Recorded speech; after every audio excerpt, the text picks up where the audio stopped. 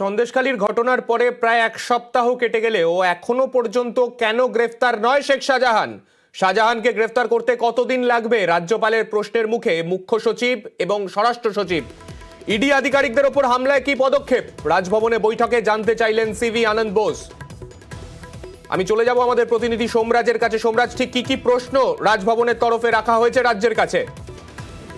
দেখো, গতকাল সন্ধ্যাবেলায় রাজ্যপাল সিভি আনন্দ বোস রাজ্যের মুখ্য সচিব ও স্বরাষ্ট্র সচিবের সঙ্গে প্রায় 1 ঘন্টা 15 মিনিট বৈঠক করেন।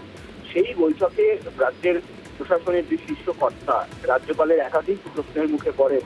প্রথমত, শেখ শাহজাহান কেন গ্রেপ্তার হলো না তা নিয়ে প্রশ্নের মুখে পড়েন রাজ্যের মুখ্য সচিব ও স্বরাষ্ট্র সচিব। রাজ্যপালের প্রশ্নের মুখে পড়েন। দ্বিতীয়ত, ইডির আধিকারিকদের ওপর মারধরের ঘটনা ঘটলো, রাজ্য পুলিশের ডিজি কেন চুপ তা নিয়েও প্রশ্ন তোলেন রাজ্যপাল সিভি আনন্দ বোস রাজ্যের মুখ্য সচিব ও স্বরাষ্ট্র সচিবকে।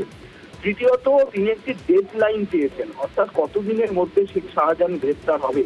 রাজ্যের মুখ্য সচিব ও স্বরাষ্ট্র সচিবের থেকে সেই ডেড লাইন চাইলেও রাজভবন সূত্রে খবর সেই ডেড লাইন নির্দিষ্টভাবে দিতে পারেননি রাজ্যের প্রশাসনের যে শীর্ষ কর্তা। চতুর্থত, ইডি আধিকারিকদের ওপর মারধরের ঘটনায় কোনো গ্রেপ্তার হয়েছে সেই প্রশ্নের মুখেও পড়েন রাজ্যের মুখ্য সচিব ও স্বরাষ্ট্র সচিব। যদিও এই ঘটনায় পৃথক পৃথক অভিযোগ দায়ের হয়েছে, সেই বিষয় সম্পর্কে রাজ্যপালকে অবগত করে।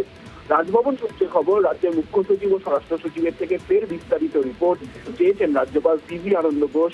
1, শেখ শাহজাহান কেন গ্রেপ্তার হলো না এখনো পর্যন্ত। 2, ইডির আধিকারিকদের উপর মারধরের ঘটনায় রাজ্য প্রশাসন কি পদক্ষেপ করেছে তা নিয়ে আরো বিস্তারিত রিপোর্ট চেয়েছেন রাজ্যপাল সিভি আনন্দ বোস। বেশ, ধন্যবাদ সোমরাজ।